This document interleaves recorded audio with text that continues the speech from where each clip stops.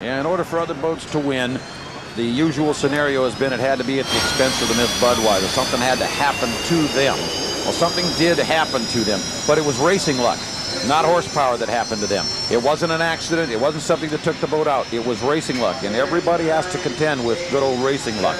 And the Budweiser, unfortunately, came out on the short end of the stick this time. So far, Mike, all the bad racing luck today has gone in the direction of the Budweiser. I wonder if it's somebody else's turn to get a little taste of that bad racing luck here. Everybody else has been pretty much blessed. You look at Smoke and Joe's and the American Dream Team, Vilwach's group over there, they've just sort of been able to dance through this thing for the most part today. And again, I can't help but believe that Mark Tate doesn't, somewhere in the back of his mind, have filed away what happened to him a year ago. I guarantee you that all those folks out in the logbook and watching on TV right now remember exactly what happened and where it was on this course. Yep, look at there, there's a tape job. Boy, my school teachers wouldn't have let me turn one in like that, I'll tell you, but that's all they've got. It's the only cow they've got for this boat, as John mentioned. If they can't keep the water out of this one, they'll have a real bad problem, real hurry out there. They got up on plane all right, it looks like, and they're able to break loose, so at least that much is taken care of. We got a lot of traffic out on this Lake Washington right now. We've got a real busy time coming up here. This is the final heat. This is for all the marbles. Weather and water conditions have cooperated. We've held off the possibility of a storm, even though storm clouds are gathering over the Ted Jones race course right now as the fastest boats in the world, some of them in a little less strategic condition than they'd like to be, are all out here. This will not be the storybook final, however, because they're just not all out on the front line. The biggest problem is the Budweiser is here but missing from the front line. It's going to be very, very difficult for the Bud to be able to overcome this field. But watch Chip Hanauer pick off as many of these guys as he possibly can. You got to know that's what he intends to do and get himself into a position to at least finish in the money and finish with some honor. And the one thing is they know he's back there, and they know he's coming. Scott Pierce, his race boat loosened up a little bit, jumping over some ground swells right now as he rolls that pit stop boat through the lower corner. Everybody looking at each other through the mirrors and through the windscreens, wondering how this one's going to come out. The inside lane is going to belong to the Tide. They have chosen inside lane whenever they can get it. And all year long they have. The outside lane on the front line will belong to this boat, the T+. And this boat needs to carry lots of boat speed into the corner, so that's probably not a bad choice for them, although I just don't think they're up to the horsepower going to be necessary to win this race. And so we'll see. Anything can happen, of course, as we've already seen, and it does. The only thing that you can say for certain in unlimited hydroplane racing is that you can say nothing for certain. I think Ted Jones was the one that said, I wouldn't bet on a boat race if I owned every boat in the race. That's for sure. All right, they're starting to bunch up and hunt for each other. There's going to be a little bit of head game in here. To some extent or another, the boats that have the disadvantages are going to want the water as rough as possible, so the guys who have the advantages have to contend with a lot more than they expected to do. And that will be part of the game. But the question will be whether or not they can bunch these guys together, get them in order fast enough to get a start before they whip this water into a froth. Even though they started out here with what I think was probably the best water conditions of the day, with the adrenaline and everything that's going on here, I expect there's going to be 2 or 3 aborted starts, and it's going to be a jacuzzi out there by the time they drop the green flag. It will be a froth. It certainly will look like a shark feeding frenzy out there in the water, particularly in the south corner there where they got to go rocketing into. And again, they don't go into it at the highest possible speeds, which means that maneuverability and control is always a little difficult. We've already seen that. We've had a buoy taken out down there. We've had boats leap out of lane. We've had all kinds of incidents like that already this afternoon. The water gets like that. That's the way the boats get. They get out of attitude. All right, look at that Budweiser trailing back behind everybody else. A sight that you just can't believe. It's almost impossible to accept that the Budweiser is the trailer boat, but it is. The rest of the boats are arcing very nicely. And I think they're going to be very anxious to get this thing going as quickly as possible on the tower here. Let's see what happens. Budweiser is going to try to compress as much as legally possible. We're looking at the white flag flying. They're all coming down to the line. They have a pretty decent line at this moment. Let's see if they give them the green and let them go. They do. They're off and going. The race is underway. The Texaco Cup 1994 and the Smoke and Joe's and the Exide with great power in the 4 lane is moving down into the lower corner with its nose out front. Mark Evans in the Exide. Inside, the American Dream is really slamming through that corner also. We got boats going through that corner so far clean. Let's see what we got. We got Exide and the American Dream side by side off the first turn. Exide and American Dream. In third place is the Smoke and Joe's, the Tide. In fourth place, they are really crowding down that back chute. Dave Villwalk is really the one that's got the premier position right here, as he's right with the guys as they're moving down the back straightaway. He still has the inside lane. Mark gets the boat really loose as the skid fin unhooks, and he gets bounces out a couple of lanes there, but Villwalk's right there, and the tide's on the inside. Oh, we've got a great boat race going here, and who would have expected Mark to be on the front line in the final heat there? He hasn't been doing that all year. Dave Villwalk takes lap number 1 out front.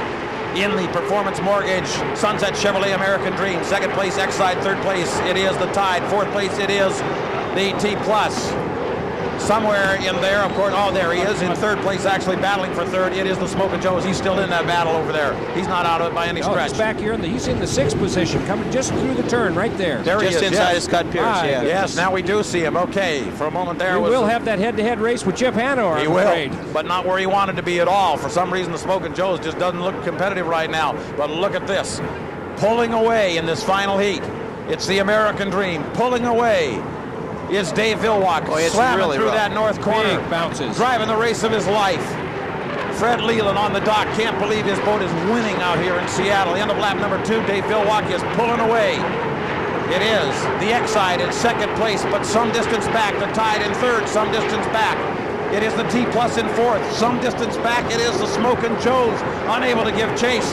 And even the Miss Budweiser is being challenged now by the pit stop boat for last place. The challenge continues. And up the back chute, it is Dave Villwalk in the American Dream, the Performance Mortgage Sunset Chevrolet American Dream, commanding this boat race out here. Yeah, Dave's starting to stretch it out now a little bit as they go down the back straightaway heading towards the bridge there. The wind really does not appear to be much of a factor, but the rough water certainly is. The boat just pounding up on the recovery areas as it comes through the upper turn there. Dave's got on the canards a little bit, trying to free the thing up to help it step over some of those bumps and help it to accelerate off the exit pin as he comes down the front straightaway. And we're in lap 3, and you got to know now with 2 more to go, Dave is starting to listen for the gremlins. This boat has no depth as far as equipment is concerned. Can he hold on for 2 more laps? That's the question he's asking himself. I don't know whether I can do that. I haven't done it all season long. Mark Evans in the Miss Exide in second place, there to take advantage if anything happens to the Dream. The Tide in third place, the T Plus in fourth. The Smokin' Joe's way back. What happened to the Joe's? Who knows? But Chip Hanauer is coming after him right now. Chip Hanauer would like to still beat Mark Tate in the Smokin' Joe's if he could, even if it's for 4th or 5th place. Up the back chute on lap number 4. It is the American Dream. This guy is driving the race of his life, Rick. This is a tremendous ride for him, and with Evans coming up behind him, he's got a strong ride going. It's actually flattened out quite nicely in that north turn right now. He came around real clean. He gets the white flag. 1 more lap to go, and Dave Villwalk will make history for the American Dream Team, for Fred Leland, and for this Seattle-based boat that just hasn't got enough money to do the distance. We're hearing some compressor stall on the part of the American Dream right there. That might be crossed. That might be something. Let's see what happens. He's down in the lower corner for the last time. Oh, and the T Plus is just crazy wild at the start-finish line. Chip Hanauer still chasing the Smokin' Joe's for 5th and 6th, but it's too much distance. Still too much distance. Half a course to go for Dave Villwalk, and the Performance Mortgage Sunset Chevrolet American Dream is going to win.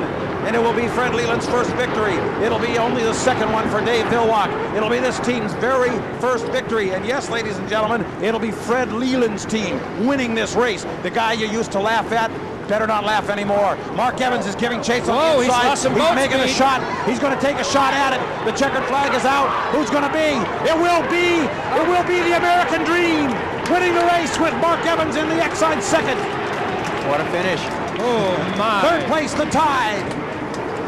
Oh, you can see as you know time went on there, he kept moving farther and farther out. Look at the Budweiser has overtaken the Smokin' Joe's. Chip Hanauer keeps his honor, and still Mark Tate has not beaten Chip Hanauer head-to-head. Chip Hanauer in the Budweiser finishes ahead of the Smokin' Joe's. Well, they took what was given him there, and they really weren't given very much. It's amazing that they were able to come back and fill into the final field like this at all, let alone to pass the Smokin' Joe's. Last place across the line. It is the Compass presents the Miss Berrien pit stop. But I got to tell you, the guys down there, the Stars and Stripes, have got to be absolutely thrilled. I'll tell you something else. My associate Lucille Woods put on her red, white, and blue earrings for the first time in 10 years. She put those earrings on this morning, Stars and Stripes. I said, does that mean the American Dream is going to win today? She said, yep. That's it, just pretty happy? Well, yeah, pretty happy. You're not going to take a dip in the lake after this one, huh? No. I can walk on water, but I hate to do it in public. I appreciate those words. We're going to talk to your winning driver here momentarily. What were your thoughts? When did you feel like this race was won as you watched it develop? When he first got out front.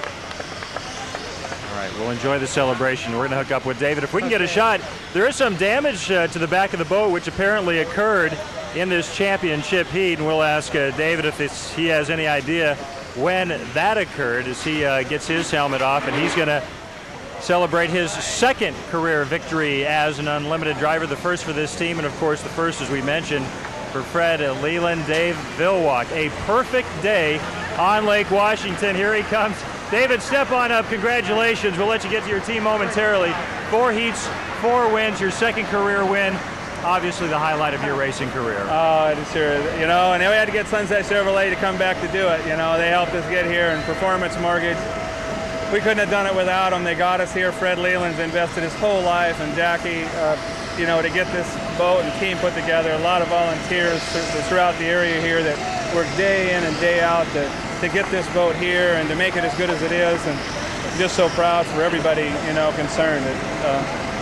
You know, Dan Walters, Ken Ford, Danny, who was a member of the 1990 championship team, came in here and has helped us so much, you know, and, you know, I'm at a loss for words. It's truly a great day here at home. We win at home again. It's been a long time. It's been since 1990 we won at home, and we're back.